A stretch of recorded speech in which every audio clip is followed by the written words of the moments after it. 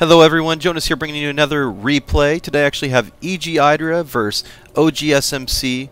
I saw this replay and I had to cast it just because these two players are so fun to watch. I enjoy watching them myself all the time during GSL and whatever tournament they're in. Obviously MC is a well-known Pro Toss player. He's been just unbelievable in the GSLs, and then EGIdra's recently has just been unbelievable against Protoss. This is actually going to be one of his older builds, I believe. He has a newer style now, which is actually tearing stuff up. I just don't have any of the newer replays. I do apologize about that. But I wanted to broadcast a EGIdra replay and a MC replay just because, like I said, these guys, I love watching them. They always bring some great entertainment. So hopefully this will happen in this game as well. We are going to be on Metalopolis. Definitely a Zerg favored map in my opinion, just because it's so open and the expansions are so easy to actually keep on macroing over counterclockwise here, just to keep on getting your bases on the map. So definitely Zerg really enjoys that. Anyways, we are going to be seeing hopefully a macro game just because it is going to be cross positions. So definitely usually entails a long game. We'll have to wait and see if that does happen or not. We are going to see the probe from MC making its way inside EGIdra's base. And he's going to be able to see that spawning pool go down right away. So he is going to know that there's not going to be a fast hatchery going down. He is going to go with that spawning pool first. We'll see if he goes gas first, or if he goes gas second, or hatchery second. We're going to find out very shortly. On the other side of the map, we're going to see MC just doing a standard build there, getting his gas, getting his gateway up as well. So nothing out of the ordinary, no cheese at the point.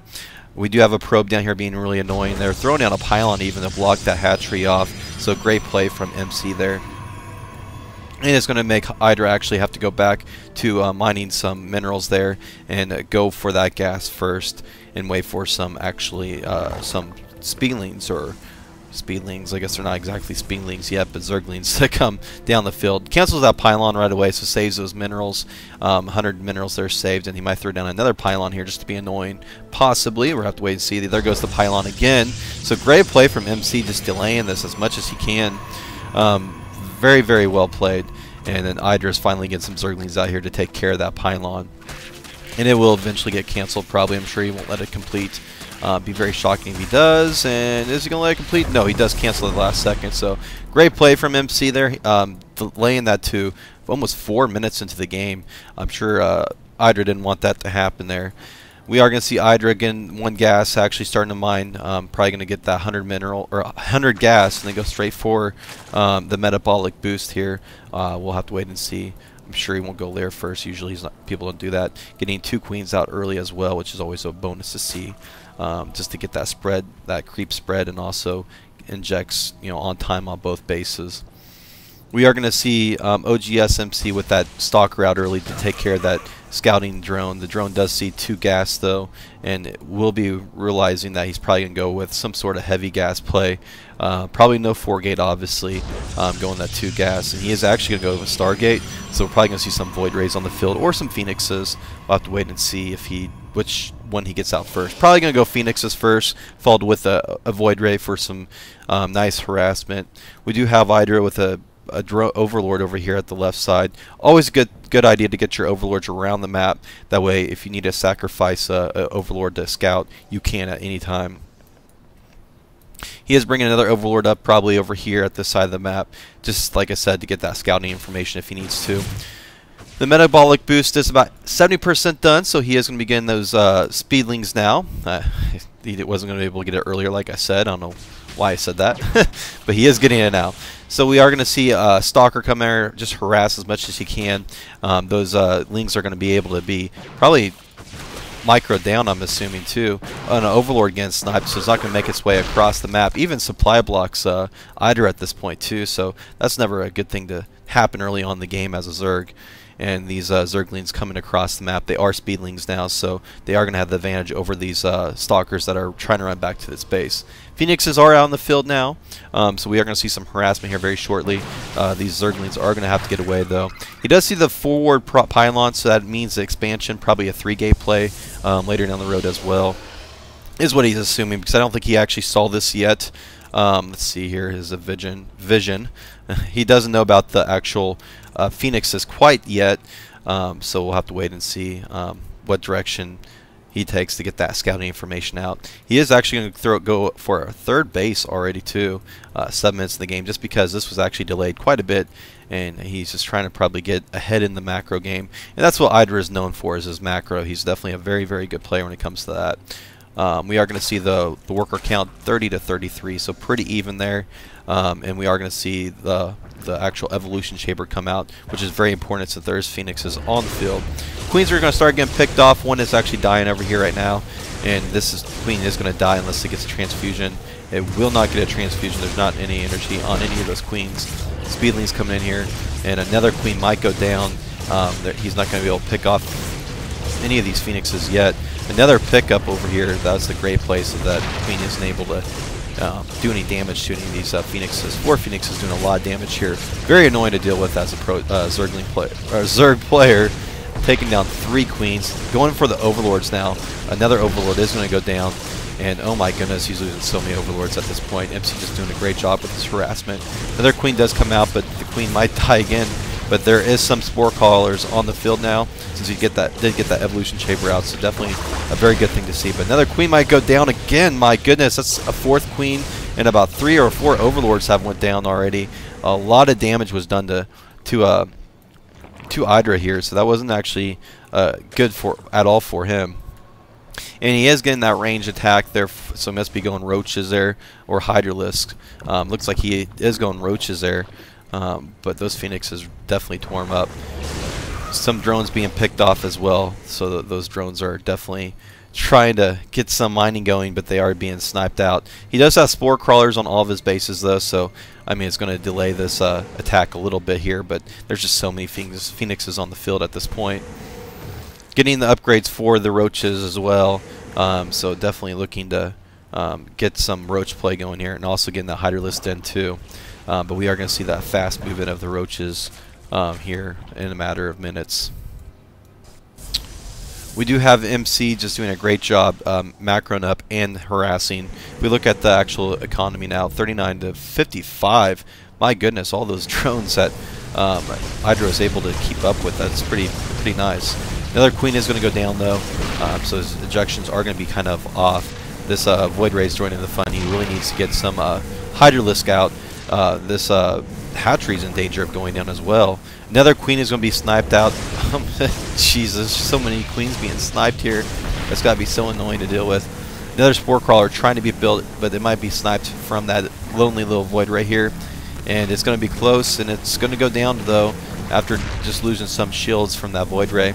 Hydralisk are finally out on the field, so this is actually going to possibly stop here shortly. That one Hydralisk just getting sniped so fast. Another Overlord going down. A lot of damage is being dealt to EGIdra here, unfortunately. And we do have Hydralisk finally coming out with a queen, but MC just doing a great job being right on board there, picking off the Hydralisk as time goes on too. And oh my goodness, look at all those Hydralisks dying. They don't even have a chance to come out and actually build an army. But this attack is going to finally end after so much economic damage. If we look at the units lost tab, 27, 25, 26 units were lost. The majority of those were going to be queens and drones. A couple Hydralisks were in those numbers, but not a whole lot. Forge is going to be completed for MC there, so he's going to be start working on his upgrades. He is going to Observer out as well. Be interesting to see if he goes Immortals, but he is going to go with that robotics base, so he's probably going to go straight for Colossus. Working on his 3rd base as well, so definitely keeping up on his macro. Worker count 57 to 66, so during all that, EGIdra was able to keep up with his macro, keep the drone level pretty high, so that's a bonus for him. We are going to see the attack 1 actually starting for MC, so he's going to be able to get those upgrades done and do a lot of damage to EGIdra. EGIdra trying to saturate his workers a little bit more, transferring a couple more to his 3rd base. Zergling's coming in here trying to see exactly what's going on. He's going to be able to see that there's a 3rd base going down for MC. We're at the point of the game where we're just going to be macroing up a little bit.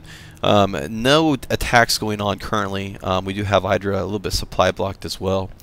We do have that extended thermal lance going down as well for upgrades, so Colossus will be on the field very shortly. Tunneling claws going down as well, so we definitely are going to see a nice little Roach Hydra army, which is already starting to be built here. And we do have those Phoenixes coming. They might be picked off. One does get sniped out, and the others do retreat, but they did get it down to about orange there, so they did lose a little bit of life there, but they did survive there. So we are going to have that nice little spread of the creep there from EGIdra, so doing a great job keeping up with that. Always a sign of a good Zerg player there. He definitely needs to get. He has all of his bases, all of his bases attached there. And we are going to be able to see him just macro up a nice size army there. 171 and 131, he's actually almost maxed here. So I'm sure we'll be seeing him push here very shortly. Even starting to build up a nice little income here. About 600 minerals there saved over. These overlords are trying to do a little bit of scouting, but these phoenixes are going to town on them though. A couple might get sniped out, but the hydras are behind and are going to be able to possibly pick this off. One does go down, the other phoenix is kind of low as well, and we do have an attack coming. Two Colossus out in the field though, definitely going to be able to clean this up I think, but here comes the push from EGIdra. There is no corruptors out in the field at the moment. Look at all those force fields, wonderful force fields go down. Burrow does go down as well, trying to get in position there. More force fields block these roaches off though. So we do have MC doing a great job microing here, but we do have EGIdra actually being able to push in here a little bit further. These Colossus trying to stay alive. More Stalkers are being actually warped in, and that was definitely a very good attack from MC there. EGIdra was definitely looking like he had the upper hand there, but just that micro from MC was able to push him back. And then we do have him pushing back in here, but he needs to really retreat. Without those corruptors, there's really nothing to deal with these Colossus that are just tearing him apart here. But we only have 2 sentries on the field, so he was able to get that sentry count down. But definitely a great micro there, and these roaches are going to go down as well. We do have EGIdra starting on his 4th base, so he's definitely trying to get ahead of with the economy there. MC definitely in a great position though. I'm sure we'll see him be expanding here very shortly. He is going to be ahead in the EGIdra is going to be ahead in the food count here by quite a bit, but the thing is, I mean, this army is just going to be very strong. Protoss armies are always strong, and we are going to see even attack 2 being completed there. 4 corruptors on the way though, so he's going to be able to get something out to deal with these 2 Colossus here. I don't know if he's actually making any more Colossus, or he's going actually Immortals now, so he's actually switching it up, which is a great play to do. He's going to throw EGIdra completely off since he is going all these corruptors, but he could possibly tech 2 Broodlords here as well. He still is on lair tech though, so we won't be seeing anything for a while. Broodlords, that is. He is getting the infestation pit right now, but he is going to be a little bit behind. Look at all those corruptors, kind of a waste at this point. But the corruptors are going to be able to destroy these Colossus, and here comes the push. But look at all those Immortals in the mix here after switching up, doing a lot of damage to these roaches here. A lot of damage being done from both sides of the map here, or from both sides of the field. But we are going to see MC actually going to be ahead here with all these Stalkers warping in from the back as well. And he is going to actually clean this up. EGIdra's going to have to retreat once again.